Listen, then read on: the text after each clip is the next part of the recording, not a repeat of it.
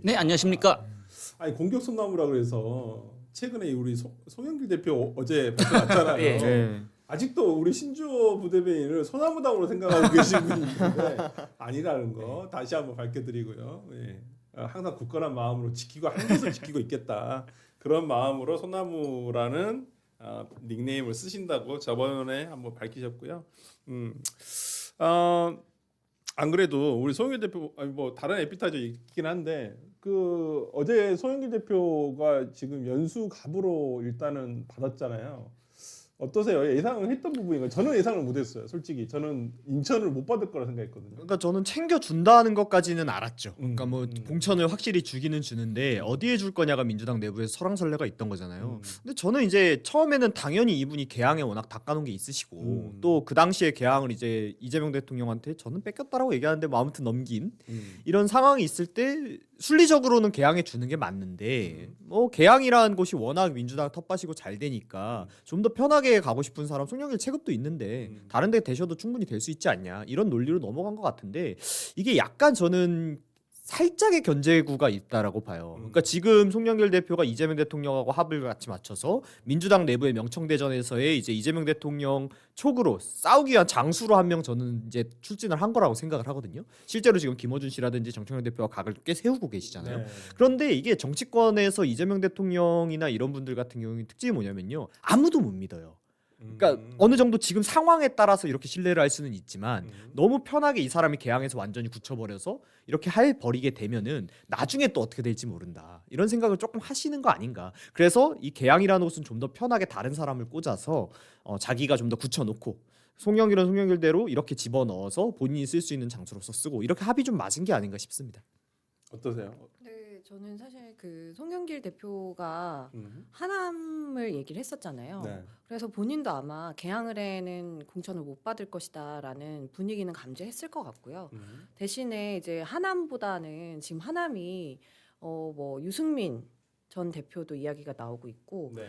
여러 야당이나 여당에서 그 거물급들이 많이 나오고 있다 보니까 하남은 좀 어렵다라고 판단이 되어진 것 같고 네. 그러면서 정청래 대표가 이제 연수구에 꽂아 넣은 거죠. 그래도 저는 정청래 대표의 어느 정도 그 지분을 확보했다라고 보는 게 네.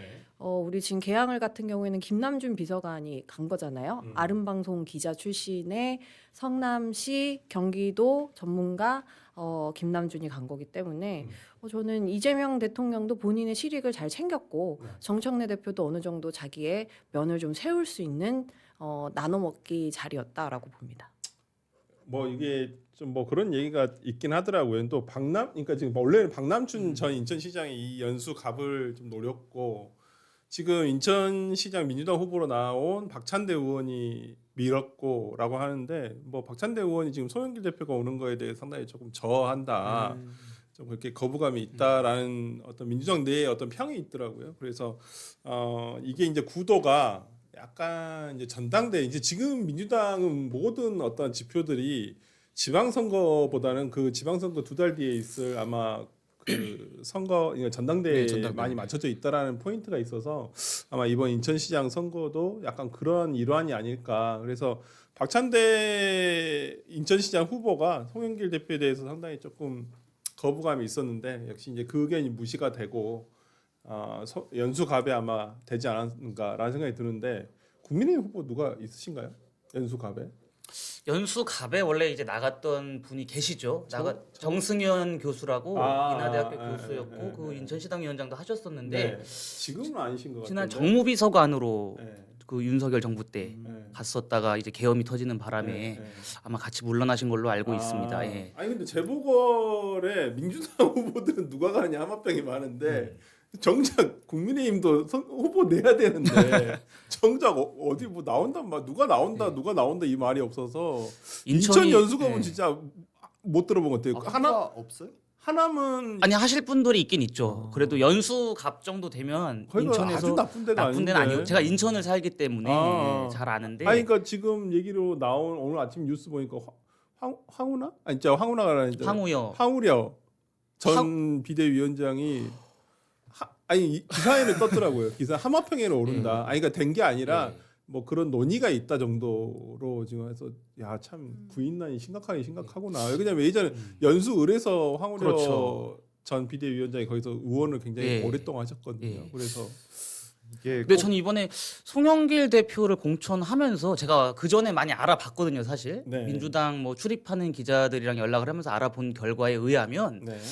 정청래 대표가 송영길 대표한테 재보궐 얼씬도 하지 말라는 식으로 얘기를 했다는 거예요, 원래는. 그러니까 당에 복귀하는 거를 이렇게 막았다는 거죠, 국회 입성하는 거를. 네. 그러면서 내각으로 가셔라 이런 식의 뉘앙스를 굉장히 내비쳤다고 합니다. 아. 그런데 왜 이번에 공천을 했느냐?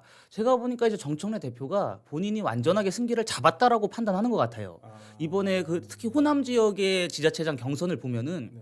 친명 후보들이 다 낙선했거든요. 아. 뭐 민영배 후보가 되고 네. 전북에도 안호영 후보가 네. 떨어지고 하면서 이 결국에 당원 투표가 가미가 되면은 정청래 대표가 본인이 지지 않는다라는 자신감에 지금 가득 차 있는 것 같습니다. 그래서 송영길 대표가 국회에 들어오든 보궐선거를 통해서 당으로 완전한 복귀를 하든 간에 상관없이 자기가 이길 수 있다라는 판단을 한 것 왜 같습니다. 그러냐면 예. 지금 아침에 제가 민주당 이렇게 패널 하시는 분들하고도 얘기를 해보니까 그런 얘기를 하시더라고요. 그러니까 김민석 총리가 당대표 선거에 안 나올 수도 있다. 그러니까 본인이 또 질 것 같으면 안 나올 수도 있다라고 판단해서 그러면 이제 대신 보낼 사람이 이제 송영길 아니겠느냐 뭐 이런 얘기도 들려서 갑자기 우리 소나무 하니까 갑자기 생각나가지고 근데 우리 그 지금 연수갑을 좀 네. 확인을 해보니까 지금 정승현 교수가 현재 당협위원장이고 아 네. 현재 그래서 아마 이번에도 출마를 할 것 같다. 아 근데 이제 그래요? 20대, 21대, 22대까지 이제 계속 다 출마를 떨어졌어요. 하셨는데 아. 이제 다만 이제 의미 부여를 조금 하고 싶은 게 네. 그러니까 처음에 맞붙었을 때보다 점점 그 격차를 줄이고 있다라는 거죠. 아. 그러면서 이 연수갑에서 그 텃밭을 많이 다져왔기 때문에 이번에는 한번 해볼만 하지 않을까라는 그러면 뭐 평도 있다고 가능성이 합니다. 있는데 네. 상대방이 예전에 또 인천시장을 했던 또 송영길 대표라서 네. 쉽지는 않은 만만치 싸움이겠다라는 생각이 들고